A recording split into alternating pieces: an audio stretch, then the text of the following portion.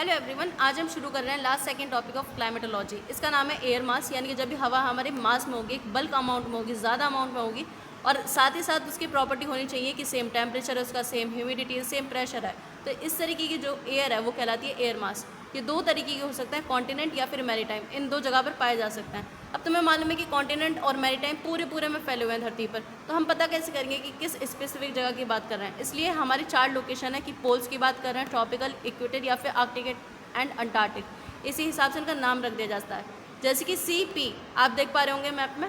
CP का मतलब क्या होगा, यानी कि एक ऐसी जगह जो कि कॉन्टिनेंट है पहली बात तो, और साथ ही साथ पोलर एरिया है ना, पोल्स वाला इलाका है, यानी कि वो जगह बहुत ज़्यादा ठंडी होगी। अब बात करते हैं जैसे कि ME कहाँ पे दे रखा है, इधर, यानी कि ये वो समुद्र है जो कि इक्वेटर पर पड़ रहा है। इस जगह का पानी जो है वो गर्म होगा, यानी कि क्या किस चीज़ के लिए रेस्पॉन्सिबल होगा, वार्म एयर मासेस के लिए रेस्पॉन्सिबल होगा ME। और वहीं पर ही CP किस चीज़ के लिए रेस्पॉन्सिबल है, कोल्ड एयर मासेस के लिए। Understood. Let's come toward this.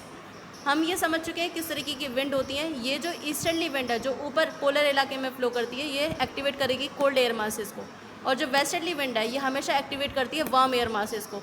अब ये चीज़ हम ऑलरेडी समझ चुके हैं कि कोल्ड और वार्म ये दोनों एयर जो है एक दूसरे से टकराती हैं, जिसे हम फ्रंटल रेनफॉल का भी रीज़न मान लेते हैं। ठीक है, जब भी टकरार होगी तो एक इसमें विन करेगी। अगर कोल्ड वाली विन करती है तो इस हिसाब से हमारा बादल बनता है, और अगर वार्म वाली विन करेगी तो उस हिसाब से बादल बनता है। So this was all about the air mass.